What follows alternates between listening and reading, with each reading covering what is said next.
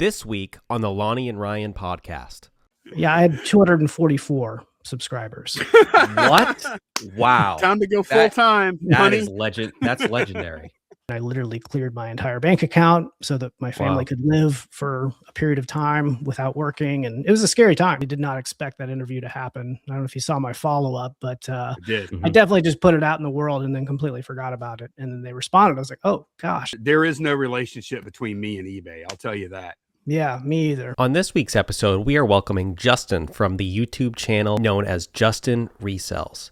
Justin has grown his YouTube channel to over 100,000 subscribers. He's been a longtime eBay seller, and he's even a software builder. Justin even recently had an interview with a CEO that broke out of the reselling niche and into the mainstream news cycle. Justin is one of the most respected voices in the eBay space right now, and we are very excited to have him on the show. Join us in welcoming Justin Resells. Thank you, Justin, for doing this. We really appreciate it. Thank you for agreeing to come on the show tonight. Thanks for having me. It's fun to be here. Super excited. I've been watching the podcast. I'm excited to be on it. Yeah, awesome. I thought it was interesting that you, like whenever you did your Cohen interview, you were like, I just asked. And so I was like, you know what? What is Justin Resells going to do when we just ask? He can't possibly say no, and he didn't.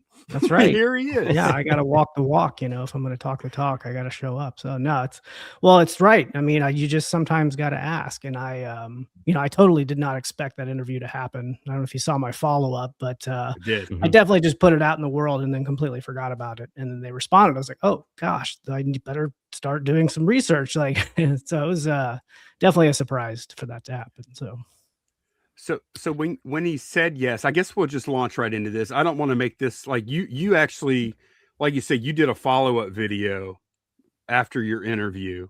Yeah. And I watched all that. So I don't want to like rehash the whole thing, but when you got the yes, and you had what, how much time did you have from the yes to when the interview happened? Yeah, I mean, I had a couple hours. And so obviously if I knew that the interview was going to happen that evening, I would have done more research, but I did. I mean, I don't know why, I'm not somebody who pre-plans. I generally put things off to the last minute. But for some reason I was just well, I need to start looking around at some stuff. After he told me hey, we might do it, I was like, okay, I better just start looking around. I started putting some notes together. So I did spend a little bit of time doing it. But in my head, I was like, well, we're probably going to do it, I don't know, next week sometime. This was on a Friday. And I was not expecting it to happen literally a couple hours from there. And so I'm really glad that I at the very least did that minimal amount of research. I mean, I've been following the story, so it wasn't, it wasn't completely foreign to me. But yeah, I'm very, very glad that I made the rare decision to plan early for something, because normally I would just put that off until later. So. How nervous were you? I would have been freaking out, man. Yeah, I mean, it was definitely a little bit nerve-wracking. I think it helps that I just really didn't know the guy. I have the general awareness of who it was. I think if I was interviewing the CEO of eBay, I probably would have been more nervous because I just know him more than other folks. So I didn't, and plus again, it happened so fast. I didn't get if it would have been multiple days in advance, that I knew it was coming, I might have been more nervous, waiting for it. But also I have had experience interviewing people. And so not professionally, really, I got my start as a writer 25 years ago, and, I had the chance to interview some people in the spaces where I was writing. And so it just wasn't a completely foreign concept. And I've, professionally, before I quit my job in the corporate world, I worked in media, in publishing, and with journalists. And so I never was a direct interviewer all that often, but I was surrounded by it. And so makes sense. I don't know. I think that helped a little bit, just having. And you've rubbed elbows with some of the big guys before in different industries, or. I mean, maybe, I guess. Not, I don't know. It's just been, it was not a foreign environment for me to and I also just like learned a lot from my peers and coworkers over the last couple of decades working with journalists. Because what I did in my role in the corporate world was I would build technology tools for journalists to write and publish content online. And so my users in that world were journalists, and I was solving their problems and sitting down with journalists and understanding the tools that they need to be able to do their job, much of which were like interviews, not always just interviews. But and so I don't know, it's just like there's a familiar environment for me to be in. And so it didn't really catch me off guard all that much because I've interviewed people in the past in a variety of ways, never this big. And also just been around it, quite a bit. So that's kind of why I think it was maybe a little bit easier for me to step into it. It was amazing to me though, because I was like, my jaw dropped whenever I saw that notification come across my feed. Yeah, mine too. Because not only were you interviewing high profile billionaire CEO of GameStop and previously of Chewy and, et cetera, and all that goes with that. But he was currently like top of the zeitgeist right then at that moment when you had him tip top. And so it was like, okay, CNN, CNBC, Piers Morgan, and then there's Justin Resells. Yeah, that makes sense, right? I mean, I'm very regularly in those circles of huge media corporations, and then Justin Resells. But it really warmed. I feel like it really warmed the hearts of not just your followers, but just like for an hour there or 45 minutes, however long that interview was, it was like eBay sellers have the stage and we have a voice through Justin Resells right now on like in one of the biggest stages. Right now we have the spotlight. We've never been heard. I never felt so heard as a group as I did when you were doing that interview with Cohen. Yeah. Well, that's cool to hear. I really appreciate that. And I'm so glad that that's what it ended up being like. Cause when I was doing the interview, I just had no idea. Like I really didn't. I had no idea what it was going to come out like. I don't know, but just like in these environments when I honestly don't even know what we were talking about. Like, at the time, obviously I knew at the time, but I remember the interview ended. I was like, was that good? What I happened? had no idea. Right. Yeah. And so I talked about this a little bit on the channel. It was just really nerve wracking because I went back and I did the edit. I stayed up all night. I don't know if you can notice, like in my introduction before the interview, I filmed that at like 2:30 in the morning or something after I was done editing it. And I just looked like I looked terrible. I don't know if you can notice. I didn't notice. No. I was so shocked about what was about to happen. Nobody was paying attention to that. Yeah, well, that's good. I was just, but and I even watched the interview again after editing, and I was just like, I mean, obviously I have to publish it, but I was nervous. I didn't know what it was like, and I showed it to a few other people close to me, and I was like, what do you think? And they were all very positive about it. So I was like, okay, cool. And like I was always going to publish it, but I was very blown away by just the reaction, and I think. I don't know. It just felt like there were many ways that could have gone wrong, and it went pretty well. So there was also, and I don't know if you realize this or not. I don't know if you're on X at all, but your video was huge over there. There was like my entire feed, because I follow like a lot of like stock stuff. Yeah, and obviously, like you probably know the whole like history with the GameStop stock. So those people were following that interview. So clips of that interview were all over X, and they were getting crazy amounts of views. Yeah. So I don't know if you realize that, but like not only were you captivating the eBay audience, you were also captivating this other audience of like stock traders.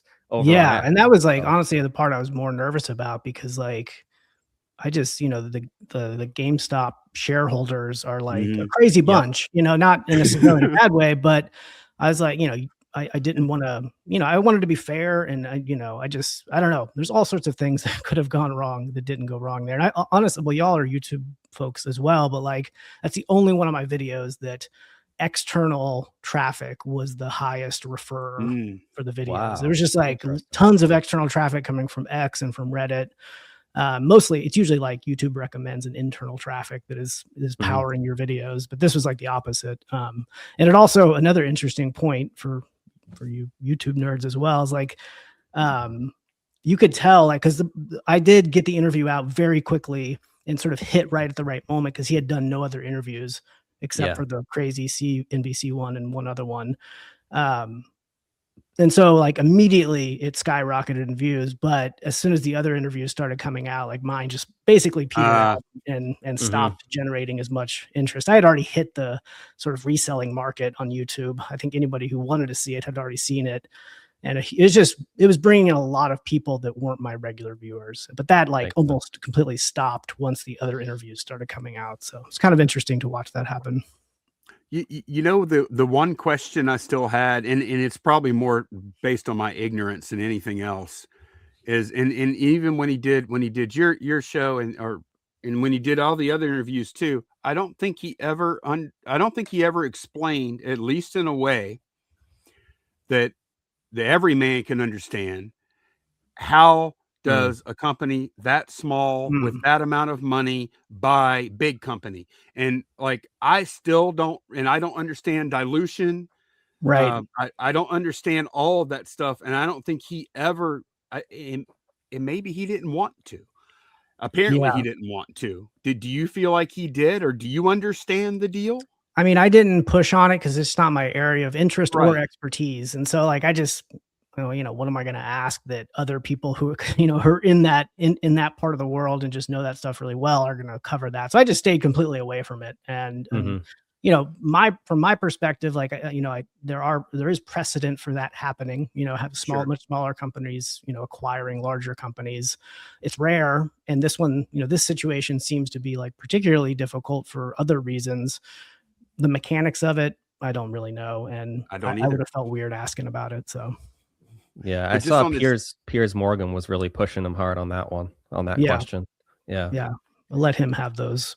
That's Piers that's his calling card. It is. Yeah. Yeah. I mean, he was also, you know, pushing in a lot of other pretty difficult directions. And, you know, I tried to keep mine focused on eBay and sellers. That's what I know best. And, you know, I got some heat in the comments about that too, of being not asking about like what he's done at GameStop. I don't know. Like I didn't feel like it was my responsibility to like understand exactly the nuances of everything he's done in his life. Like, I'm just like, hey, what are we doing with eBay? What do you want to do? Why are you doing this? You know, so I tried to keep it into the lanes that I knew best, you know.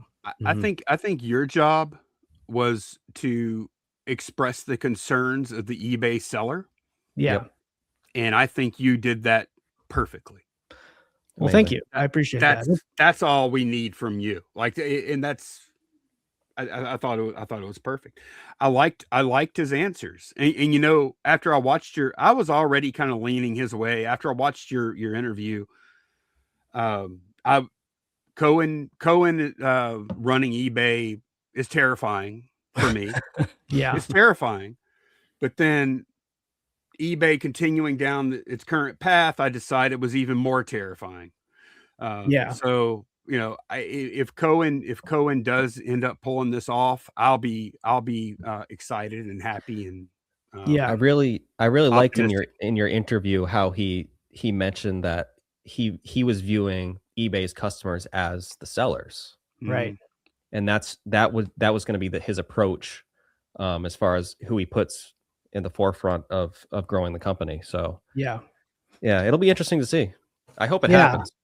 Well, it was tough. Like I am just my personality. I'm a very positive person, and I try to like, you know, think of I'm an optimist generally, and try to and keep it that way. And you know, it was a difficult week for me on the channel because I felt like I was being very negative. And if I was using the opportunity that this brought, because you said it earlier, Lonnie, just like this spotlight had been shown on problems that we've been talking about for a long time. And all of a sudden we get a little bit of a spotlight, and I wanted to take advantage of that.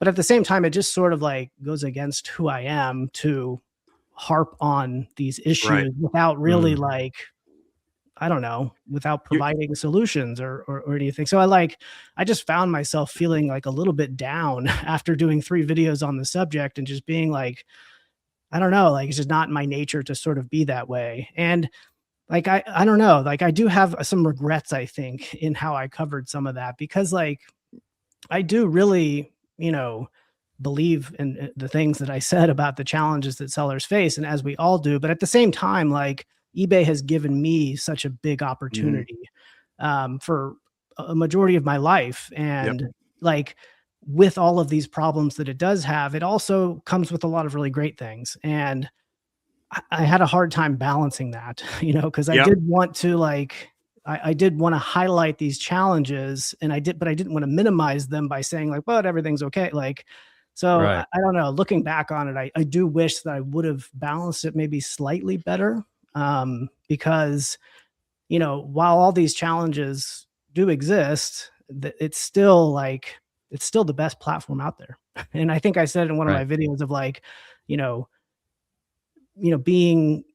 the best platform doesn't mean you can't be, I don't remember what I said now, but it's like, you can be the best platform, but you can still improve, basically. There's still room for improvement. Even if you are the best option, there's still an opportunity to be a better version of yourself or version of your company. I don't think it came across like that, though. I don't think it came. I don't, because like you're like everything you do, everything you do three big things. You're a YouTuber. Yep. You have Flipwise, and then you sell on eBay. I do, yeah. A good bit on eBay. I think it was almost 100,000 last year, right? In 2025. Yeah. Yep. So, I mean, in all of that, without eBay, none of it works. Exactly. Like, and I also just like, I don't know, like, I believe in it. I really do. And I don't know why I care so much about it. It's like, at the end of the day, it's a company. Well, why would I care that much about a company? And it's because of like what it represents and what the opportunities it gives people. And I don't know, like, it has a special place in my life. And I think it has a special place in our culture too. Like, it's really, I don't know. I love eBay. I don't know what else to say. And sometimes, you still need to be critical of it because you love it, Well, and you actually, being on YouTube is, you have to be, because if you're not, people like, you have to be honest about it. But then this is something like you mentioned that you don't really have a relationship with eBay. Right. Not really. Now. And I don't either. I've been on YouTube 10 years now. And I mean, I don't know how many millions of dollars in new accounts or whatever that Shed Flips, Garage Flips, or other channels I've done have made for eBay. And I'm probably one of their biggest cheerleaders, but they probably look at me and they pick out a couple of points along the timeline, and they might do the same with you. I don't know. Yeah. And they say, oh, you remember that time he complained about that chargeback or whatever it is? I feel like they might hold a grudge about that kind of stuff sometimes. I don't know, but there is no relationship between me and eBay. I'll tell you that. Yeah, me either. I mean, I've tried, like I've said in the videos, like I've tried to, I have there have been points in time where I've had contact with eBay in a variety of ways. And, I mentioned in one of my videos, Chuck Van Pelt, he was like a liaison between teams within eBay and eBay sellers. And so he's connected me with different things because I've offered like, hey, I'd love to give feedback or whatever and be involved in any way. And as a developer, as a part of the eBay developer program, like I do have connections with people, engineers and other people on the developer side of things, but it's more of just like, because I'm submitting a bug about how the API works or something like that. But no formal relationship of any kind. And I think like, honestly, like my fear is that it's not even that eBay like is looking at what we do or what we say and frowning upon it, is that they're just like, don't care. Like that, to me, that's more like what is happening. Like, I don't know. Do people watch my channel? Like for some reason I would be surprised. For sure. No doubt. Yes. Yes. No, they were probably, the CEO of eBay was watching that interview. Well, that interview, yeah. I mean, that, but my normal content, I don't know. I'm sure they do. What, you don't think so, Lonnie? I bet they do. They might get that, like if there's a potentially, particularly hot title or something, one, about eBay, they might catch that one, but they're not going to catch the day-to-day, I wouldn't think.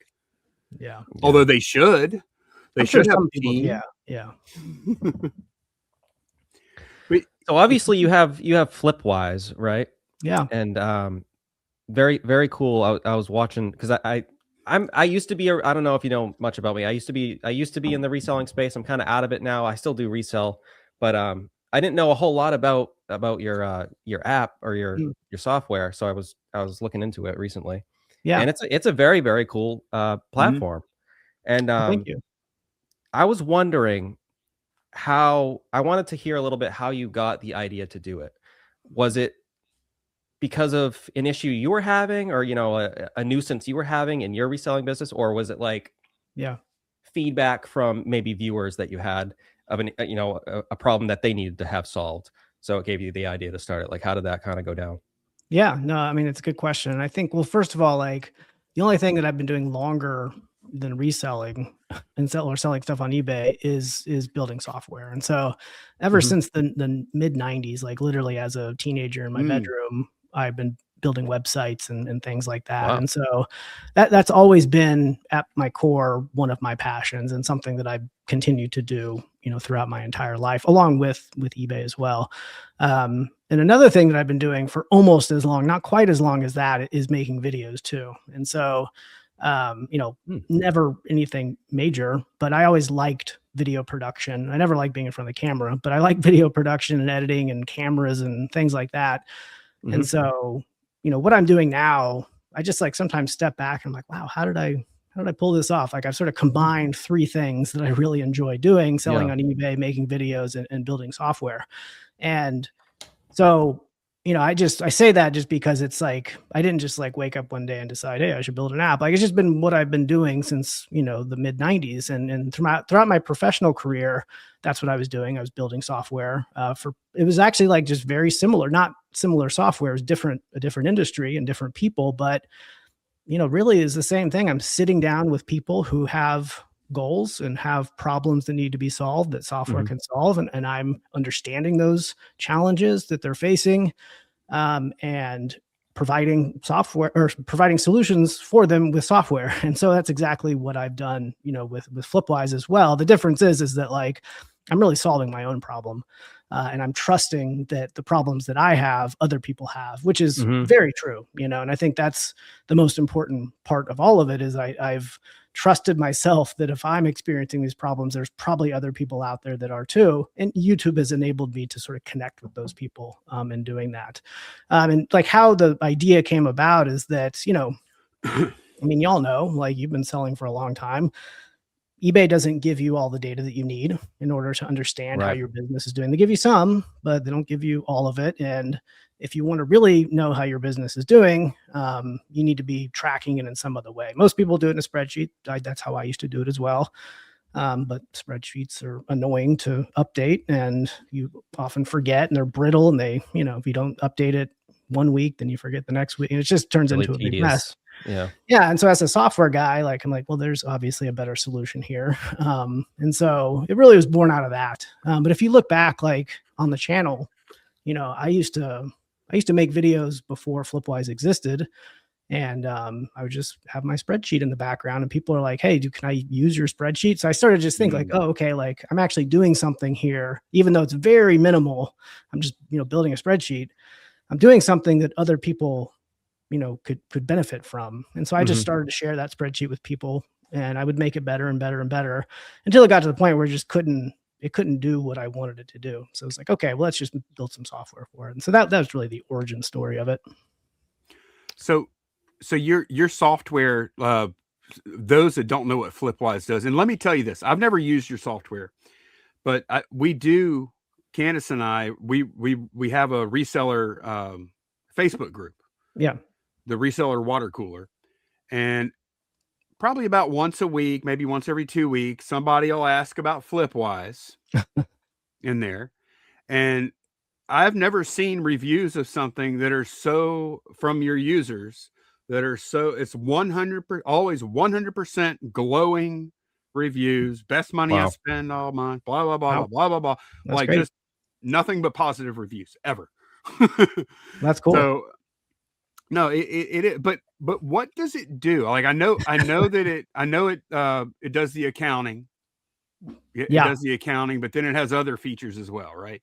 Yeah, I mean, it started really just as a spreadsheet replacement. It's like that at its core, it was like, well, I hate entering these numbers in manually into a spreadsheet. So we can connect to the eBay API. We can pull in all that data. We can update it in real time. Sweet. I don't have to do any of that anymore. So that was like the core of it, Right. But the other problem, which y'all know very well too, is that like, you just have to do some weird stuff on eBay to like get sales. Like not, Right. you have to be pretty consistent with stuff. There's all these little tricks, like basically like everything that I teach on the channel, like Flipwise is the software version of that, And so there's all these things, especially as your store grows, you just get to a point where managing like your pricing, it comes very like if you have a store of 10 things, you're like, okay, I can manage that. But then you have like 100 things or 500 things or 1,000 things.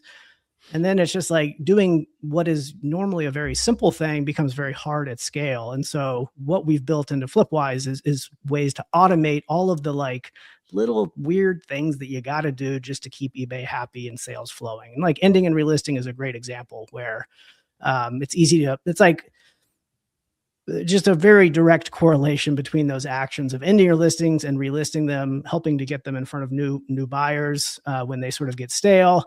But like keeping up with that, like you'll remember to do it one week and then you'll forget to do it another week. And so we just built it into Flipwise so it automates all of that and drops the price for you and enables promotions for you and all this other stuff. Just so like you just don't have to think about it, just runs in the background, So do you have like that's something that we do, and I also like we try and do 5 things a day.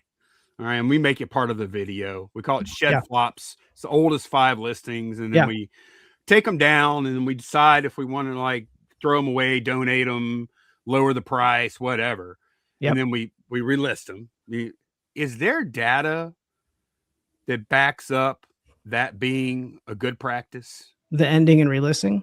Yes, you have. Yeah, there is. And like, I mean, obviously we have our own data that helps us understand the effectiveness of the things that we build.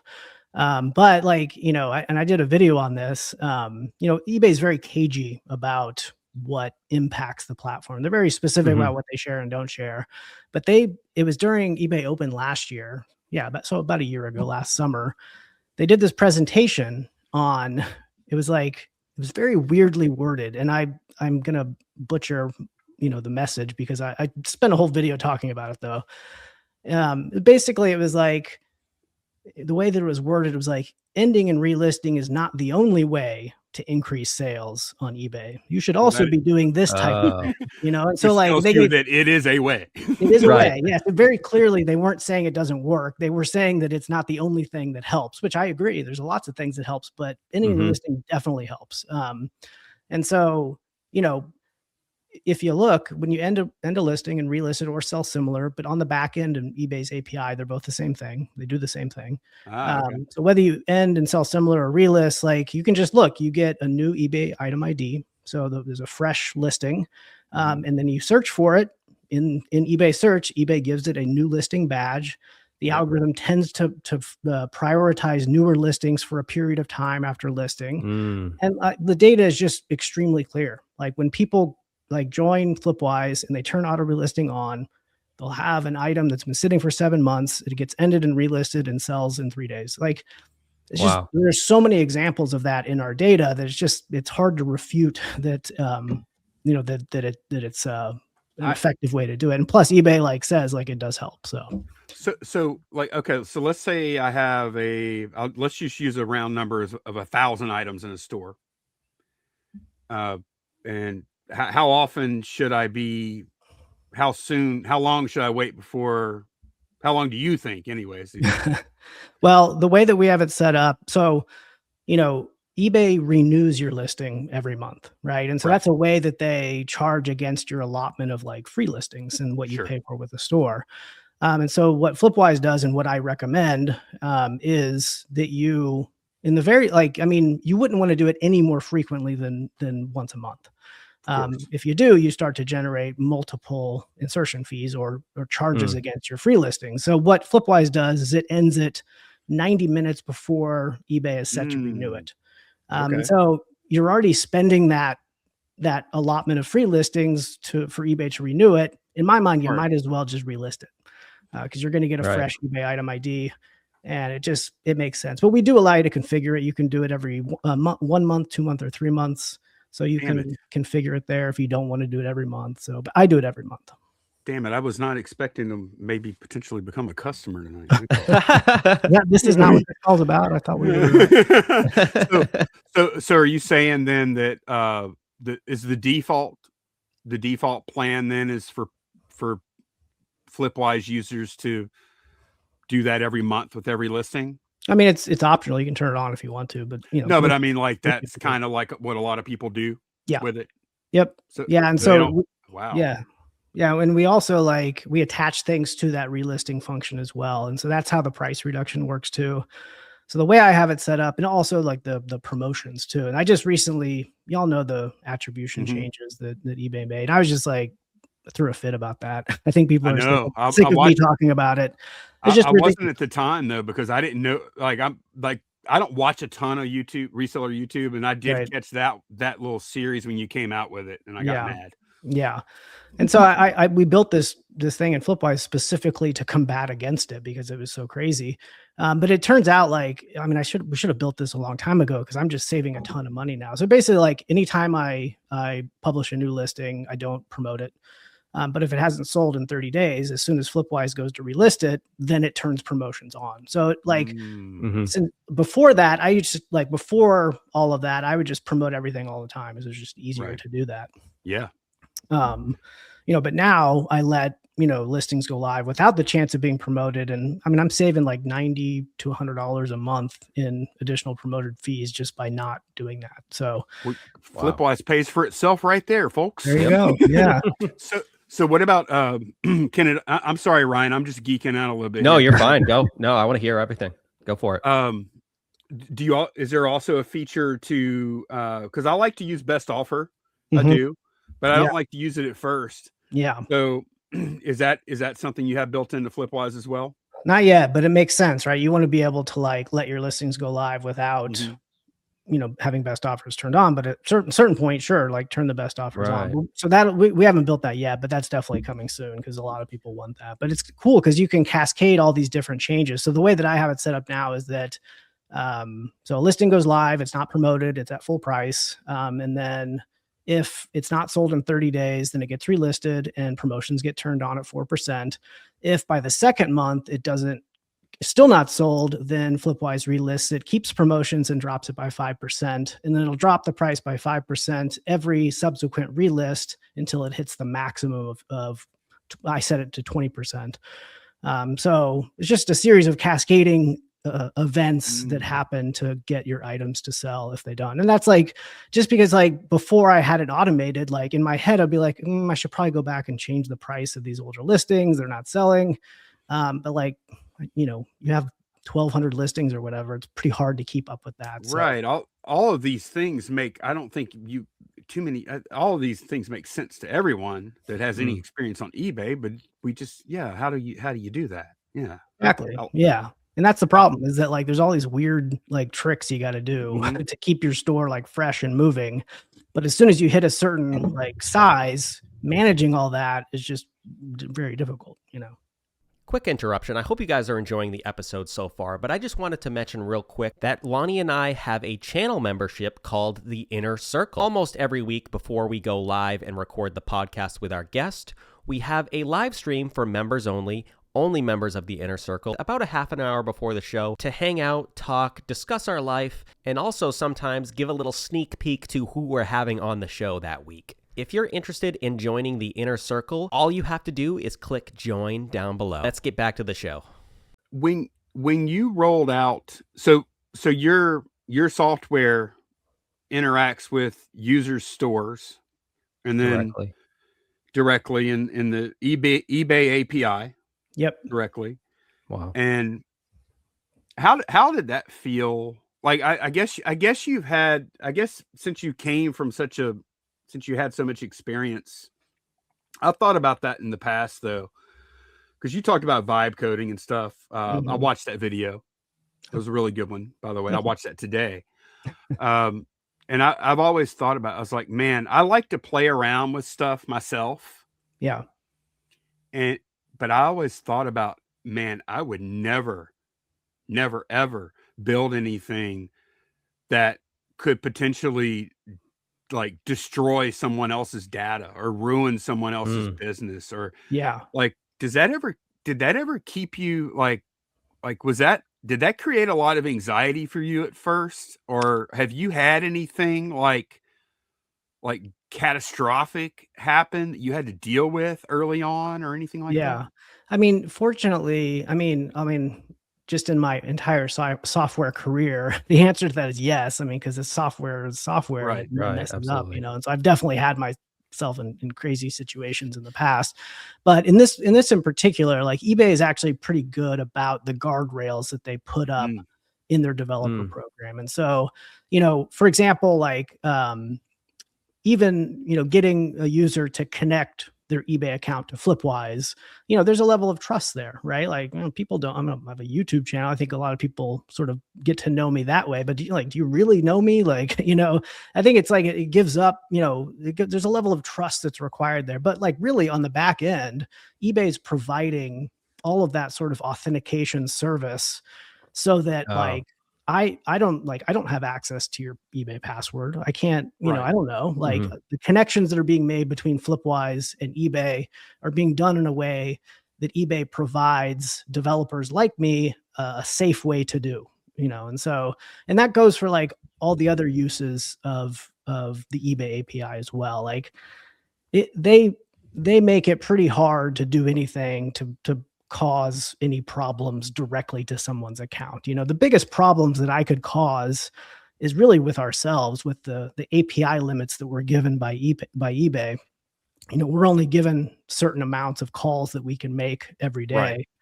And so if we don't develop our software well enough to scale with the number of users that we get, we end up breaking our own software because we run out of, API calls to manage all of that. And so that's like the most dangerous. There's no danger to anyone's account, but there's a danger to the service that we've built in being reliable because of those limits. And so it's an interesting dance that we have to do in building the software, is that every feature that we want to add sort of eats into that cost overhead. Of the allotment of API calls that we're given. And so it's, my engineering partner in it, Michael, he's an amazing engineer, and just, he helps us navigate all of that in a safe way for the platform. But so fortunately, when it comes to Flipwise and eBay and all that, like I've never had to worry too much about doing damage to anyone's account, because eBay is sort of structured in a way that developers like me just really can't do it with the access that we're provided.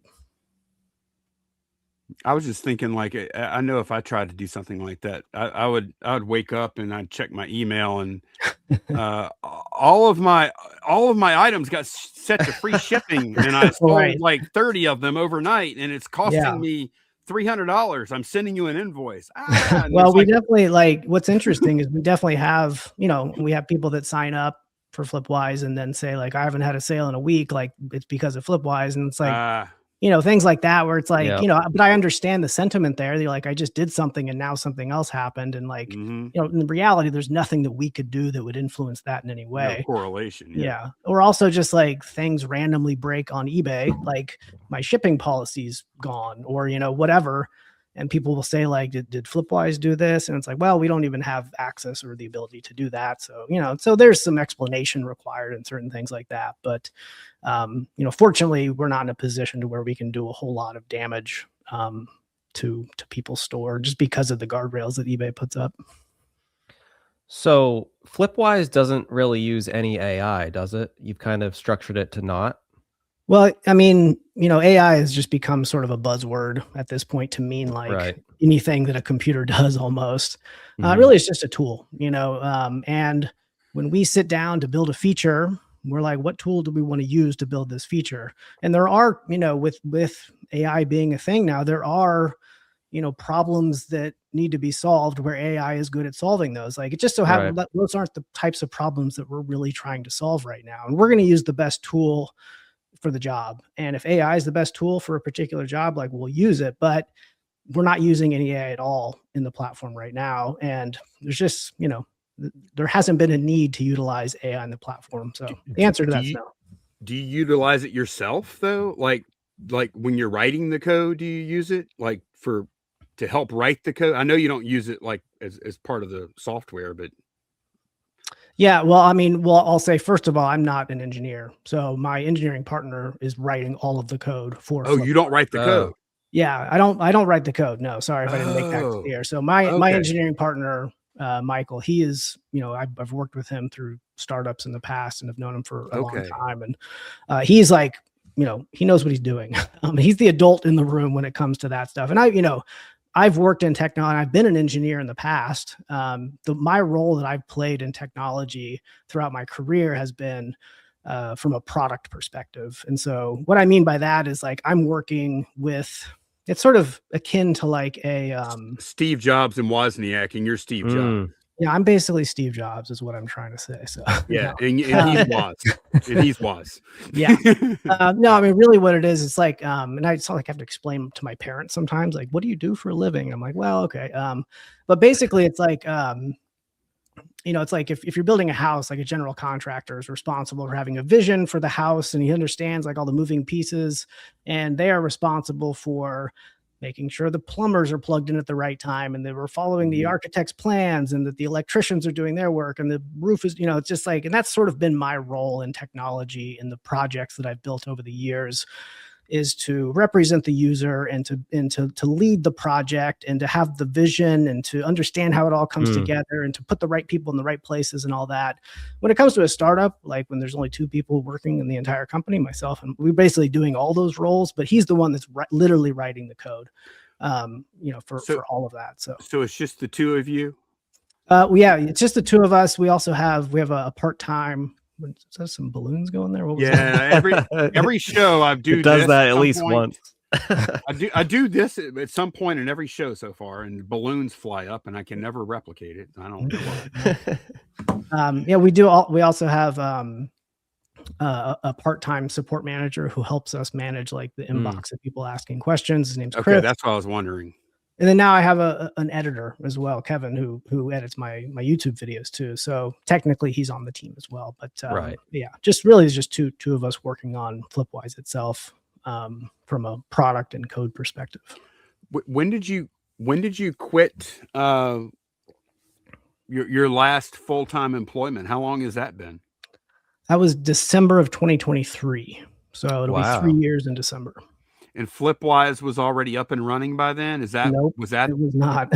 So what was what were you like what got you to quit right then?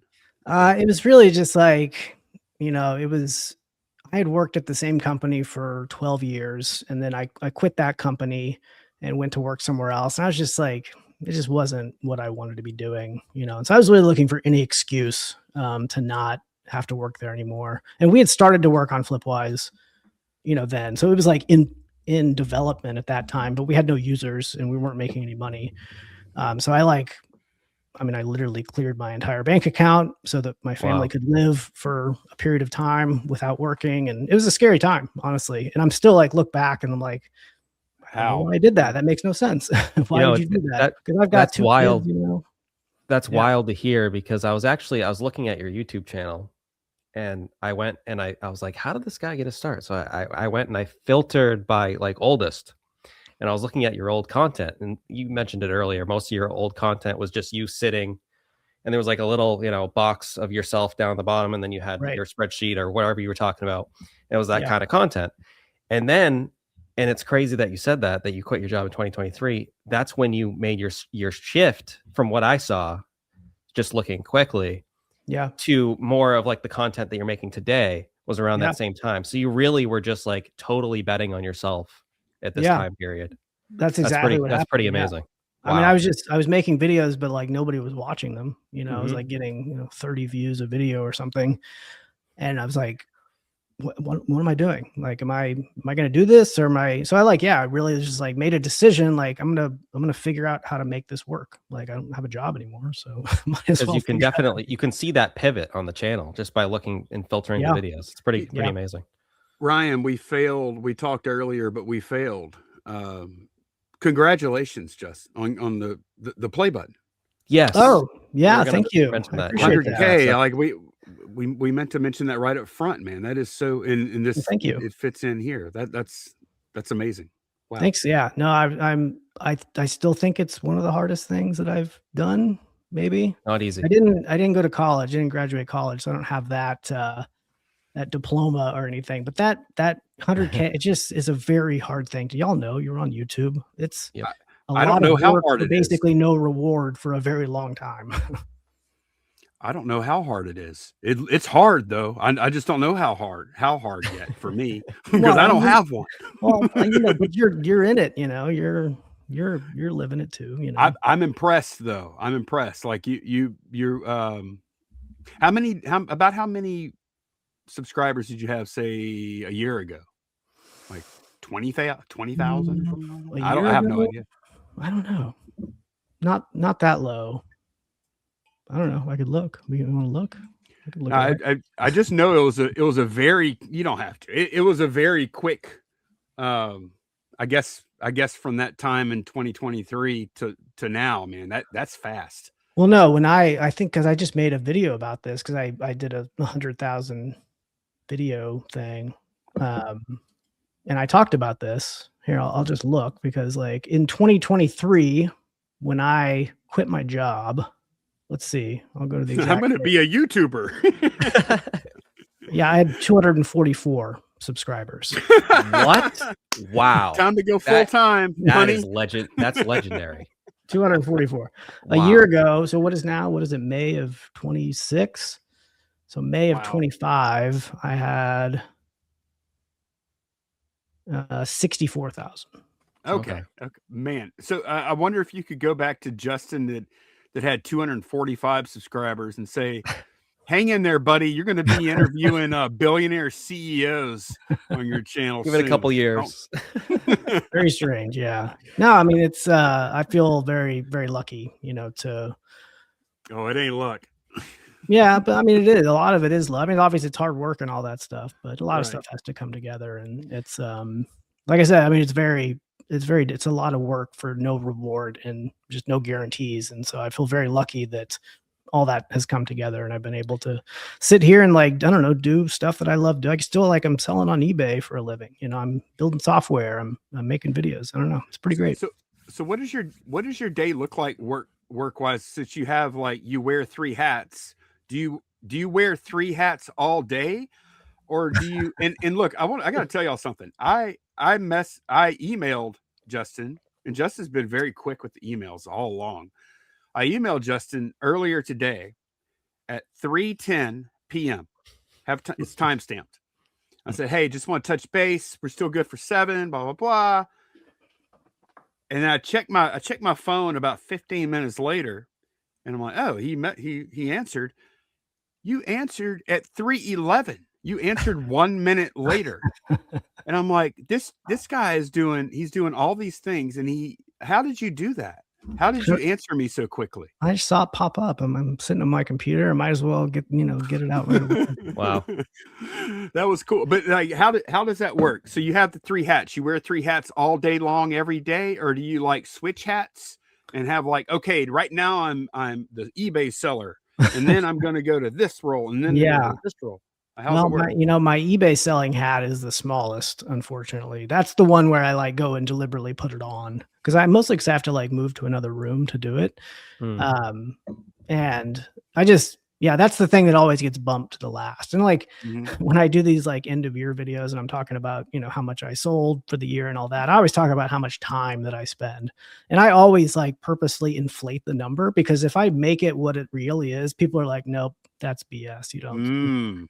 Because I really don't spend that much time on it. I think y'all know if you build up a good base of inventory and a good system and all this stuff, it doesn't require a whole lot of feeding. I mean, you still have to feed it, but you can sort of back off a little bit and it'll kind of run itself. And so, my eBay world, I go sourcing twice a week during this time of year. So I go out on Saturday mornings for garage sales, Sunday mornings for the flea market. My goal is to list 5 things a day, 35 per week. Sometimes I hit it, sometimes I don't, but I have to just go force myself to do it. I have to go in the other room. I have to just buckle down and get it done. that's like the one hat that I put on. Everything else is just this mix of chaos of whatever happens to be happening. I don't know how you do it. Wow. Yeah. But that's why I saw your email pop up. I'm like, I'm in Discord talking to Flipwise users. I'm answering support messages. I published a video today, so I'm checking comments. I'm answering your emails, just all sort of mixed together into one. Not everybody's brain can process things like I don't think I could do. I don't think I could do that. You know what I do like though is your because I get asked a lot of times about full-time reselling, and I've always said that that's a terrible idea for most people. Yeah. And like I think the way you do it is the best. Yep. Like the 5 items a day, because at 5 items a day you can still be picky, and you don't have to delve down into the mediocre crap that as a full-time reseller, a lot of times, like, we're not even full-time because we do other stuff too, but we sell a lot of stuff that we'd really rather kind of not sell, and we know is not always the best. But if you're doing like part-time for added income on top, yeah, that is it's one of the best side gigs going. Yep. Absolutely. It is. Especially if you just love doing it. Like I don't know why I have the bug. I do. Like I don't know that I'd do it for no money, but that my main motivation is not money. Otherwise I would be doing something else. Like my main motivation is fun. I enjoy doing it. Mm-hmm. And so I agree. Like I don't think I would ever be able to do it full time. Like I wouldn't running that type of business at the level required for a full-time income, it would lose its fun for me. Right. Like a lot of people do it and love it and enjoy it, which is great. I'm not knocking it, but it's not for me. I just wouldn't enjoy it. So I like keeping it at a sort of a background effort while I work. I always have just like a million different things going on. So, but that's the one constant that's pretty much always running. And it has like that first 5 items have the most impact. Like the more items you start adding, your profit, your ROI, it can only go down from there. Yeah. Yeah. Like to make more money, you don't just like to make twice the money. You don't sell twice the items. You might have to sell 3 times the items, right? Because you're going out on Saturday just like I am. We're both buying the cream of the crop that we can find. Right. And like, if you did decide to go full time, you'd still be going out on Saturday, and there's not going to be more home run items. Right. Yeah. I mean, you just you're one person or two people or 3 people. You hit a limit there's a ceiling with how much you can do in this business without pivoting to some other thing. And when you pivot to some other thing, for me, it just sort of loses the magic. And so I have learned very quick, or not very quickly, but I've learned over time, there's a sweet spot for me, and I'm in that sweet spot right now. You are. And there's a lot of people doing way more than me, which, kudos to them. And it's pretty amazing what people can do with this business. Personally, I would just get bored if it was my only thing. I need to have multiple things going on, When it comes to kind of back to YouTube, at what point did you decide to go and hire an editor? Because I always thought about this, like when I was growing my YouTube channel, and I've talked about it before. It's like, you're growing, you're getting all these views, you're making decent money, and it's like, at what point does it make sense to hire an editor to take that load off? And at the same time, like for me, I would always think about like, okay, if I ever get to that point, will I ever want to do that and give up creative control because everything's going so well? And then you give that power to somebody else. And of course you're working with them, but it just seems like it would be quite the task to train somebody to edit like you and all that. So I guess that's kind of like a 2-part question, but how did that kind of go down with you? Yeah, it was really tough, honestly. I mean, first of all, like with the channel, like I'm just someone who's like, okay, I'm going to do YouTube now. I got to buy the best equipment. I got to do all this. I really had to like put rules for myself. Like all of my early videos are like a webcam, that I already had. And then I started using my phone, and I was like, you can't buy an actual good camera until you hit 1,000 subscribers. It was like, okay, that was my rule. I just, I'm not going to do that.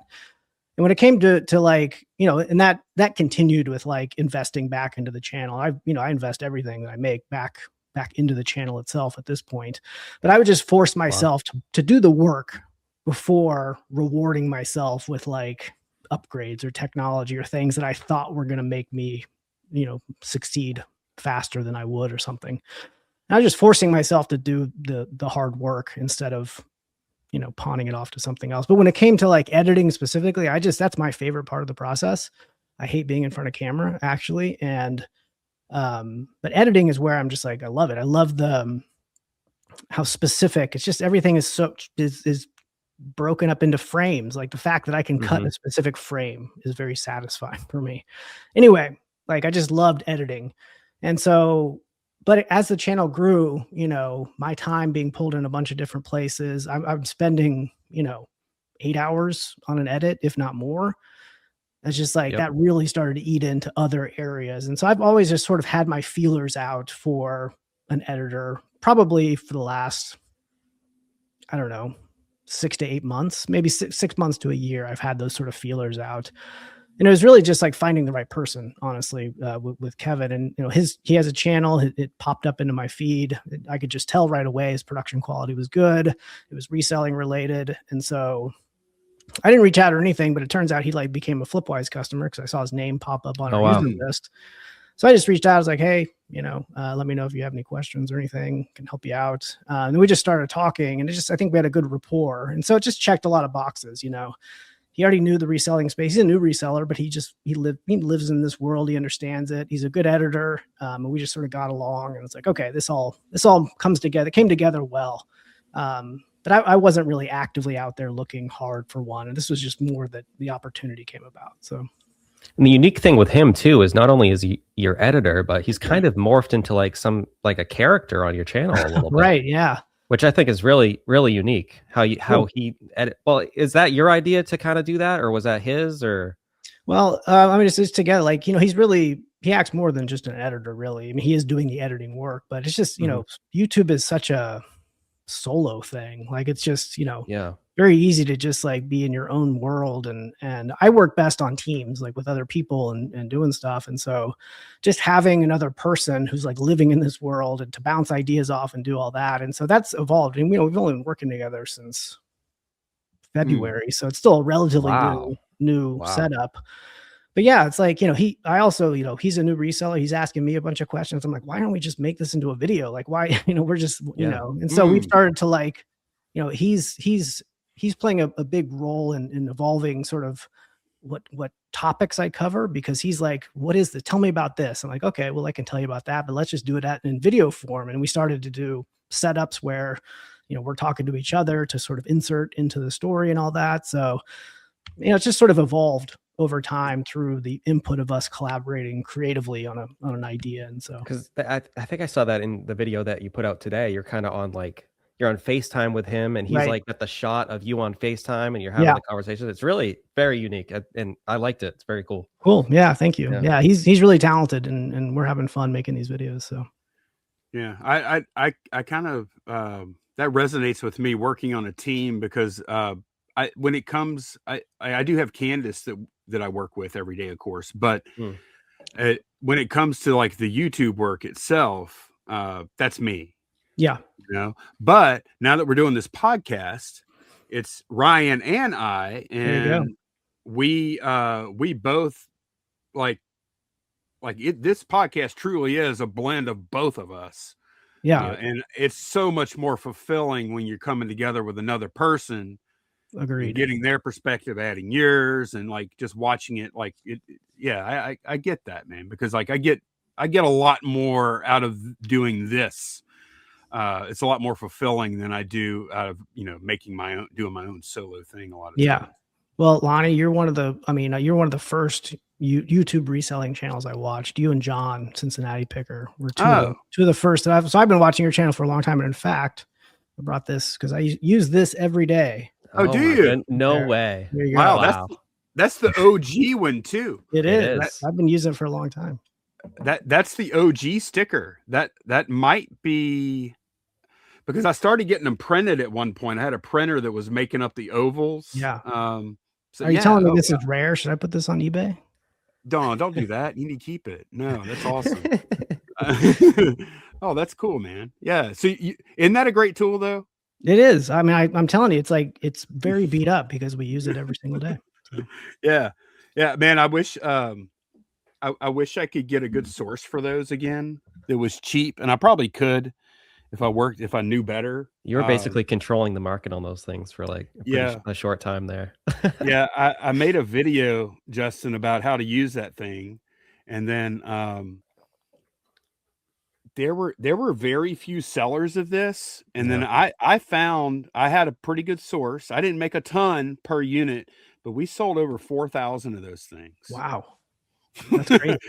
And then the market got flooded, and we couldn't compete. Like we could have sold ours for a little more money, but I never wanted to be like, well, yeah, you can buy them for $11 on Amazon, or you can buy ours for 15. That didn't seem right. So but a lot of people just want to support you too. You know, that's part of it. Yeah. But thank you. That's cool, man. Yeah. Well, you've been helping me open boxes and for years now. All these years. Yeah. That's cool. That's really cool. Can we shift gears real quick? I'm gonna hit you with a question. This might be a big question. So okay, what if you could go back in time and here's AI bottle had just gotten opened up and it's starting to just like leak out into the world. What if you could go back to that time right there and you could take a cork and you could cork that bottle up and make AI never happen? like what we have now, if you could stop it from ever happening, would you do it? Well, that's interesting. You know, it's the way I look at AI. I mean, AI is a tool, you know, and there is just at every point in history, a tool has come out where people have feared it as being the collapse of everything. Like Socrates thought that the written word was going to like blow up thinking, for example, you know. The radio was going to kill books. TV was going to kill the radio. You know, the internet was going to kill all these successive technologies have come out, you know, that have been the doom of what came before. And I think AI is different in a lot of ways, but at the end of the day, it's a tool. You know, it's what we fear about the future of it. It's unlikely to be exactly what we fear in the same ways that people in radio feared were going to kill books. Like, did it change the media landscape? Yes. Like, did people stop reading? No. And so like right now we're in this moment, I think, where, you know, it's a scary moment because it is changing things rapidly and we don't have rules and ideas of how it integrates into our everyday lives and society and all these things. And so it just feels really scary. But I don't subscribe to the idea that it's like the end of everything. Like, I think that we will figure it out, you know, and we will still value what we do as like human beings. And that will still play an important role in everything that we do. We don't want to replace everything with AI, you know? So I don't think that I would like firmly put the bottle cap, or was it a bottle cap? Was it a cork? We'll call it a cork. I don't think I would firmly put the cork back on. I would probably like gently place the cork on top so that some can escape, but we can like still figure out how to make this, you know, a good thing, more slowly. Slow it down. Yeah. You know? Yeah. Slow it down maybe. I don't think I would put the cork all the way back in, but I'm also just like a technology person. I've always been someone who's on the bleeding edge of technologies. So I understand a lot of the challenges that come with it, whether it's environmental or workforce. I've got 2 kids that are, you know, going to have to go and do work, and I have no idea what that means for them potentially. Like, and so I fear those same things. But at the same time, I'm so fascinated by them, you know, and I'm just like, I'm so, you know, enthralled with understanding them and figuring out how they can improve our lives and how we can integrate them into what we do. And so I don't think I would fully cork it. I would slightly cork it, you know, but not fully. So that's my answer on that. It's a good question. Yeah, that's a good answer. I think I pretty much agree with that. And we were talking about we have like we have an we call it the inner circle channels, members only on the channel, and we had a little live stream before this, and we were talking about AI.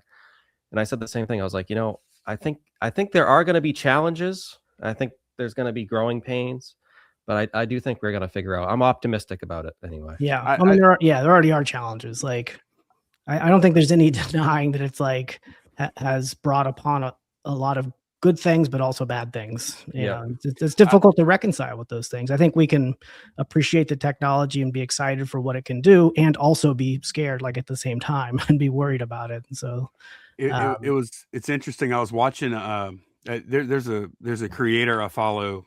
He's a card counter, because I used to be in the gambling industry. He's a card counter, and I was watching a video, and he wears a camera and he plays till he gets backed off from the table. And I was like, man, how much are these guys really even making here? And I'm like, you know what? And I had Codex.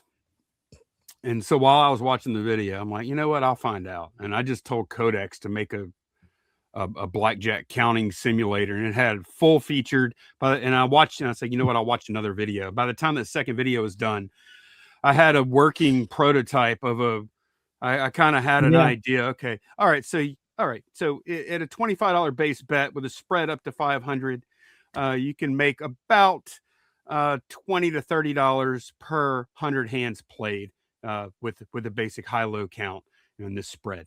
I had my answer, and I had a full simulation program that I could run other numbers through, just like that.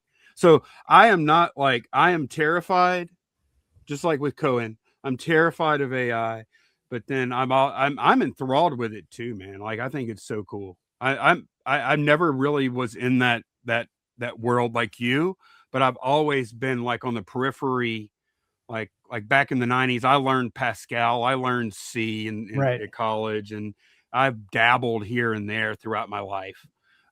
So I love it. But then I see. I gave this quote. I was watching a video. Actually, it was a video about software as a service, which hits home for you. Yep. And I'm sure you've seen videos like this too, like the future of software as a service. And I looked down the comments, and someone was comparing AI or coding with AI to back when farmers were using horses to tend the fields, and then they got tractors, right? And then they were able to 10x or 100x their work, right? Yeah. And then someone replied to that comment and said, yeah, but in that example, we're the horse, not the farmer. We're not the farmer, we're the horse.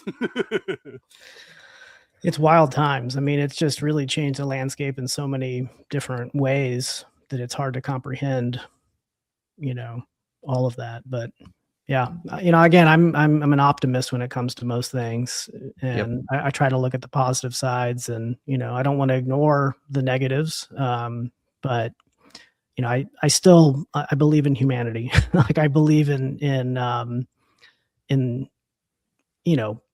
doing real work. Like, I hired a video editor, for example. Like, I want to give creative people work, but I'm also going to use AI if it helps me be more creative, for example. Like, I'm going to use any tool that I have available to me to do more of what I want to do. And, AI does help with a lot of that in a lot of different ways. And so, again, I look at it as another tool, because that's what it is. And it's a tool in your toolbox. If you want to use it, it's there. It's a powerful tool, but it's also a tool that just can get a lot of stuff wrong too. So it's not all great, but. This is a question actually that we asked our members if they had any questions for you. This is one that I had written down. Do you have any other YouTube channel ideas, or are you just solely focused on Justin Resells and your extra channel as well?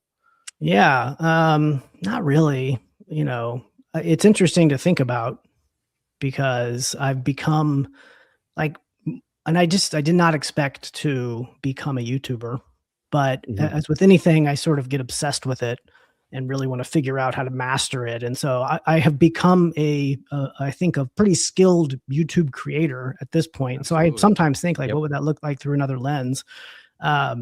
but nothing is like, I don't feel strongly enough about anything that makes me want to go into it. It's also just a lot of work. I'm like, do I want to do that? Do I want to start from scratch on something and go through that slog again? Because like I said earlier, like YouTube is really, really hard. Definitely the hardest thing that I've done, like growing a channel to 100,000 subscribers is just like very difficult. And so a big part of me is like, do I even want to go through that again? But it's a good question. I don't have anything brewing in the back of my mind though. Interesting. Yeah. I have a question for you about like I'm not sure which video it was. It was where you were talking about eBay and are any of these companies, like when they're starting up, customers are gold. In our case, the sellers are gold. They treat you great. Yeah. And then late stage, once the growth has happened, they're huge, and now it becomes what did you call it? Extraction phase. Yep. Right.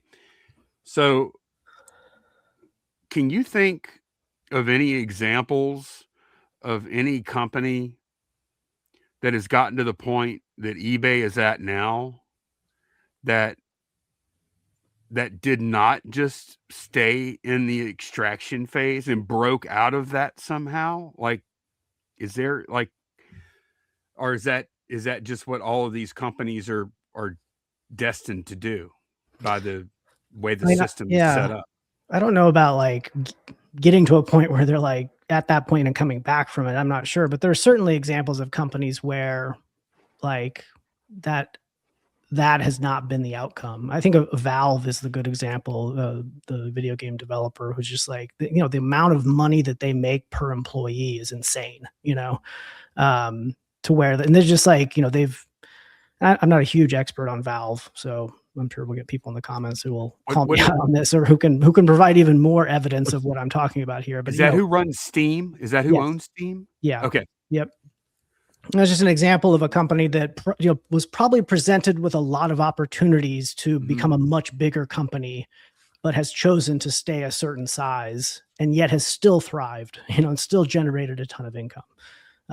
So there's definitely precedent for that. And I think you see a lot of it more like in smaller businesses. And like, I have played, I've run the race before, I've worked for big corporations. I've worked for startups that have been, I was a very early member of a startup that, I was on like a team of 6.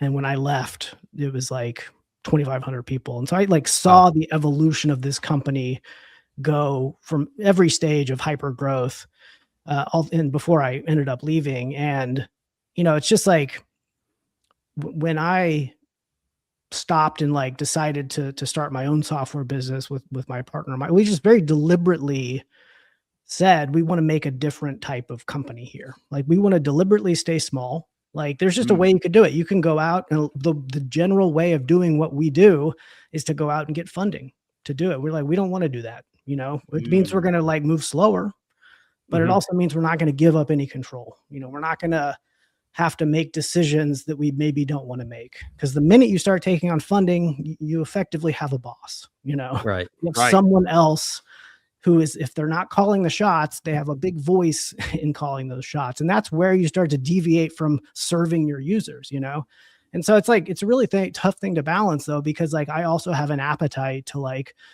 build more stuff. Like, if we, like, a lot of people ask for cross-listing functionality in Flipwise, and we do want to ask that. Yeah, we do want to provide it, eventually, but it's complicated. It complicates everything, and we're still a small company, and so we want to stay a small company. Like, we could go out and get funding, and we could build cross-listing tomorrow, but that would change our course. I would no longer be beholden to my customers or users. I would be beholden to whoever's funding it, And so, we will do that eventually, but we're going to do it on our own terms, because we're prioritizing something different. We're not prioritizing hyper growth as the end goal for everything.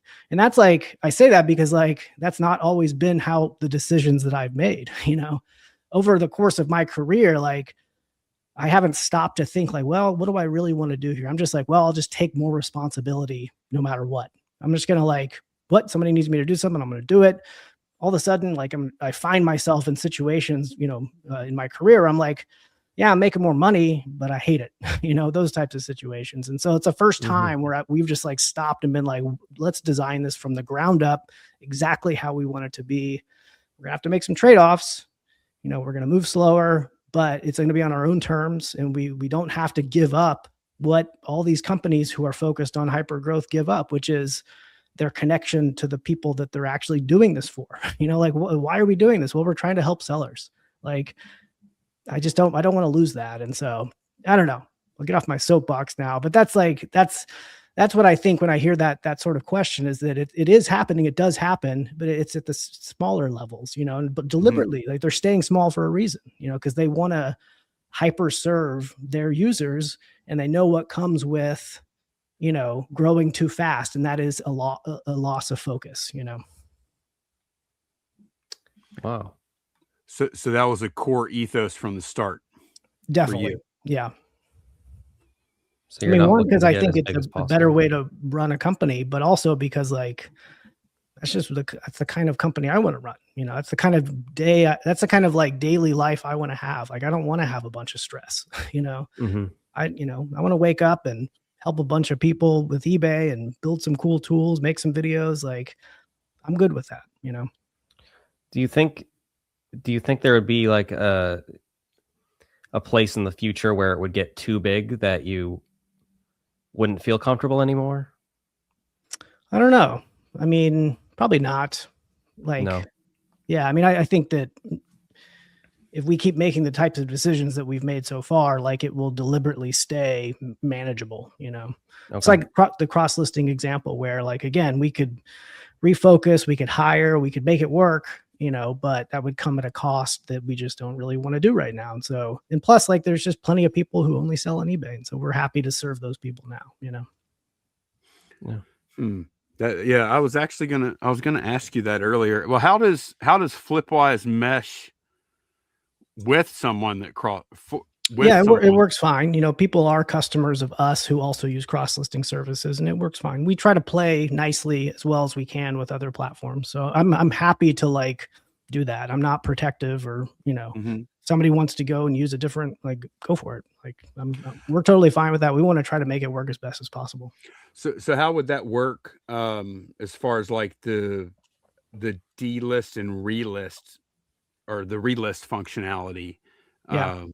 Because like we use List Perfectly. Yep.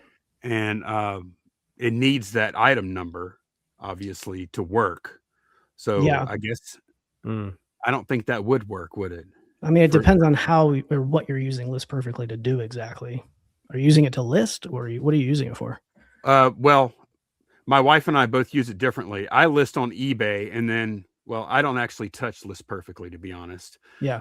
I list directly to eBay, and then she imports it into List Perfectly. She does all of her listings in List Perfectly, and then spreads it out from there. But it has to have that item number. I was just wondering how that would work. It depends on, I don't know how their system is set up. Yeah. What we do is, like, when, we want to get in the super weeds here, but like when an item is relisted on eBay creates this value called the relist parent ID, and that connects one listing to another from the same item. And so it allows us to maintain the connection between multiple listings for the same item. So, like, basically when something gets ingested into Flipwise, you enter your data, like where you bought it from, for how much, all that stuff. And then if you end and relist it later, we use that relist parent ID to connect the two together, so you don't have to re-enter your data every time. So okay. But I don't know how List Perfectly would handle it. Maybe they would respect the same thing, or maybe they wouldn't. I have no idea. Okay. Do you ever, and I kind of have to ask this question, and feel free, you don't have to answer it, but do you ever see a place? Because I was thinking about this. You have a guy like Cohen trying to come in to eBay and really revitalize the platform for sellers and bring more value to sellers and give them more opportunity and really treat them better than maybe they're being treated right now. Yeah. Do you see an opportunity maybe someday where a company, probably preferably eBay, would make an offer to acquire your company? And how would you feel about that? I mean, it's a good question. Like, I think, obviously the idea of building something and getting that sort of recognition for all the hard work over the years that you put into it is like a really positive thing. Like, I don't want to work for a big corporation. Like, I've done that. I don't want to do that again. And so I don't know, like, but on the other hand too, like, you know, amplifying what I'm able to do for sellers, like that's would be an opportunity to do that. So it'd definitely be a situation where it would be a difficult decision, like Right. The idea of being able to help on a broader scale, is interesting. But I also just don't want to, like, I enjoy my life right now. Like, I don't know that I would Right. want to do something like that. And the idea of working for a corporation definitely does not excite me. Absolutely not. So No. yeah, it would definitely not be an obvious decision. Oh yeah, for sure. Yeah. Just fun hypothetical to think about, Yeah. Well, we've been going for a while now, Justin, and we want to respect your time. But is there anything like you have Flipwise, you have your YouTube channel, and you have your other YouTube channel too, which I've enjoyed a few of those as Oh, well. thanks. Do you enjoy which one do you enjoy making videos for more? Because one is way more structured than the other, and one is a little more laid back. Like Yeah, I mean, it's interesting, and it's been a weird evolution to like having that second chat. That's another thing that I like put off until like I thought about doing another channel earlier on. I was like, is that really necessary? But it did feel like at the right point to do it, especially as I brought in Kevin to help me edit, because like the work that we do there on the main channel is just like, we put a ton of work into that. I mean, I'm working on video ideas for many weeks, if not months at a time, to sort of develop what we want to do and figure all that stuff out. And some of them come together much more quickly than that, but there's some of them that we just spend quite a bit of time on.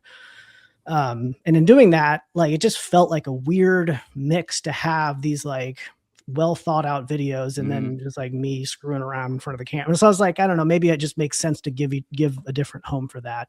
But I've really come to like the extra channel because I could just turn the camera on and start talking, not have to worry about anything. And so I have enjoyed that, but at the same time, I also enjoyed the other stuff too. So I don't know which one I enjoy more, but it's just nice in my head to know that I can just go and do a video over here and I don't have to really think about it and just kind of knock it out. So it's been nice.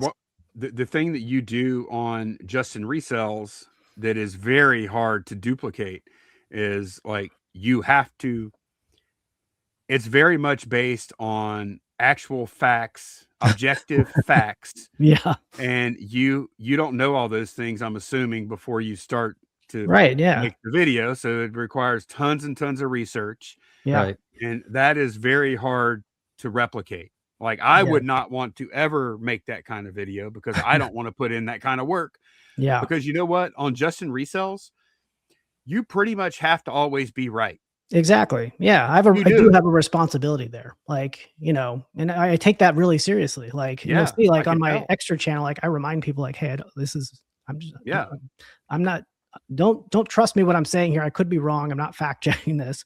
But I do have a large audience now, and I have a lot of people that come to me for advice, and I have a responsibility to get things right. It doesn't mean I don't make mistakes. I still make mistakes. I still will make mistakes. But like that pressure, I've channeled that pressure into research and into like buttoning things up and making sure math is right and making sure I'm understanding policies correct. And like, it's just, I take it seriously. And I don't know, it's at the end of the day, I'm like, it's a YouTube channel about eBay, Right. So it's not like the highest brow stuff, but I don't know. I just care about the quality and I care about it being right. And I care about, putting together a compelling experience. I don't know how else to say it.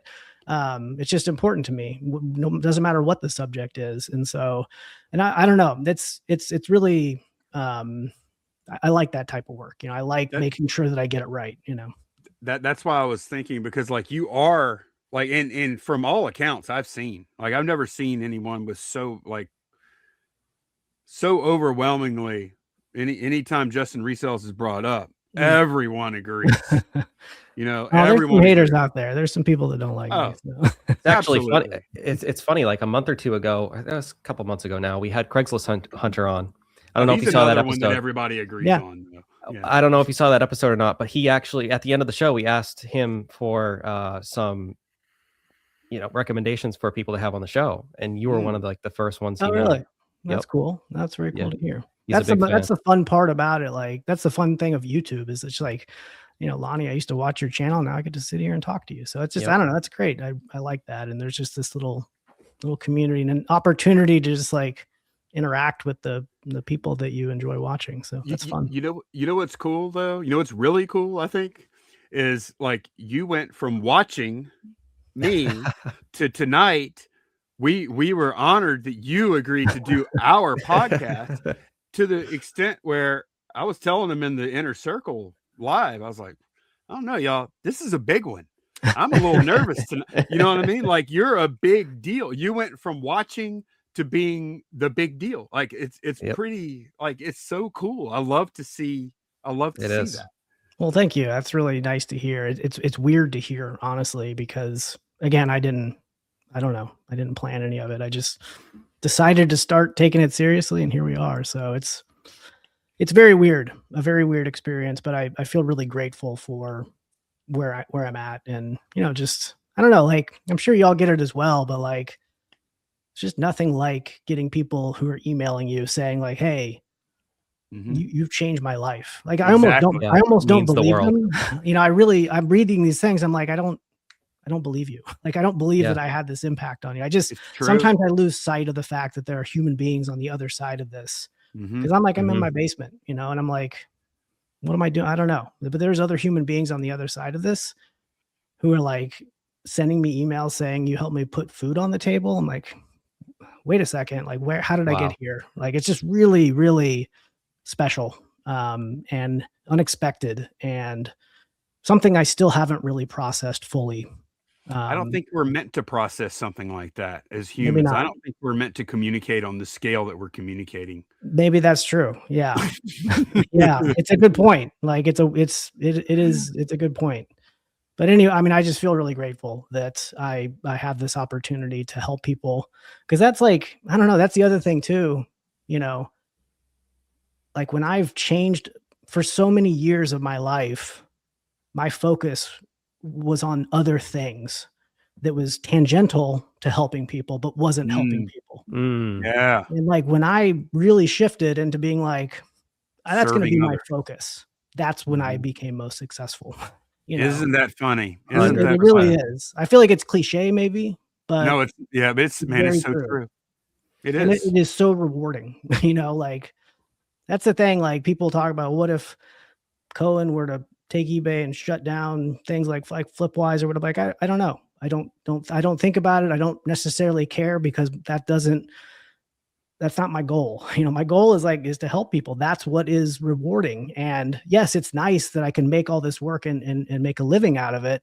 Right. But in saying it out loud, it's like I have to justify it because people won't believe me or something. But like, that really is the motivation. Like, I really get a lot out of helping people, whether it's through the YouTube channel or the software that I provide. I don't know. Like, it's very rewarding, and I feel very lucky to be able to do it. So I believe you, because I think if you didn't have that motivation to serve others, I don't think you would have the internal fire to be where you're at right now. Yeah. And truthfully, I haven't had that internal motivation my entire life. Like, it's not like I've always been somebody who wants to be that way. I've had other motivations that were less, noble than that. Sure. And, I feel fortunate that I've been able to sort of think of things in this way. But yeah, I just feel very lucky. Well, we were very lucky to have you tonight. And let's end like this, Justin. Can you give us a couple of ideas for future guests? You were given to us as an idea. Can you give us some that maybe we haven't thought of, that we haven't had on yet? Well, I really like that y'all try to mix it up and bring folks that are sort of bigger, bigger YouTube people, but also smaller YouTube that's people. why we started this podcast. That's why we do this. You are here, Justin, because we want to talk to you, but also we know that having you on will help our podcast enable us to help others even more, because we do want to serve others. We want to help smaller channels just as much as we want to have Justin Resells on. That is our goal here. Yeah. So if we have a smaller creator on and we get 1,000 views on that one, we don't care. That's great. We want to help them. I think that's great. I think that's awesome to showcase that and give people an opportunity to get their start. And I try to do that. I try to give back. Like I really, if you look at my like YouTube growth graph, the first break that I got was from Josh from Harry Tornado. He just featured my channel on his like community page. And, that gave me the initial just first bump that I was able to like build on. And so, he just did, and I've tried to do the same thing. I've tried to give back when I recognize newer, smaller creators, is call them out. I think I did that with Cassandra. Is it Cassandra? I know y'all remember. Oh, yeah, we had her on. Yeah. Is it Cassandra or Cassandra? Cassandra, I believe. I think it's Cassandra. Yeah. Okay. We had her on our show. We should know. I mean, but right. Yeah. That's why I was, I remember you guys were messing up her name. So I was. Well, I did. I messed it up. But yeah, I sort of called her out in there, and Kevin was the guy I ended up hiring as my editor. I also did that. He'd be a good person to talk to. What is his channel called? It's his name, Kevin Toomey, Toomey. Okay. Kevin Toomey. Right. He's got an interesting perspective, right? He's a newer reseller, but he's a creator, right? He's a really talented creator. I think he commented on the episode that you commented on. Yeah. Yeah. Yep. Yeah. I want to ask him how long it took him to make the video with the 8-bit character hitting all the garage sales. That was a fun one. He turned that around in about a week. So wow. That was amazing. Amazing. It was really fun. Really fun. Yeah. Okay, so Kevin Toomey, anybody else? I also don't watch a ton of reselling content anymore. I still do occasionally, but I feel like so much of my life is consumed with it day to day that like the channels that I watch mostly are like the Jeopardy channel. I watch a lot of Jeopardy on YouTube. I also watch like Jacques Pepin, the French chef who makes terrible dishes, but they're endearing because he's like my grandpa or something. So I watch a lot of him. So I, get Jacques Pepin on the channel. Okay, you know what? Sure. We'll ask him. I'm in the food space these days for content, so that would kind of mesh. There you go. Yeah. Well, I want to thank you again, Justin, for doing this. Thank you for having me. Yeah, appreciate it. Awesome. Yeah, really fun to chat, and I really appreciate y'all having me on. And anytime, happy to come back and chat. Okay, and I'm gonna have to talk to Candace about Flipwise. Your sales pitch, you weren't even trying to sell it. You kind of sold it anyway. So thanks a bunch, Justin. Yeah. Thanks so much, y'all. Appreciate it. Good night, y'all.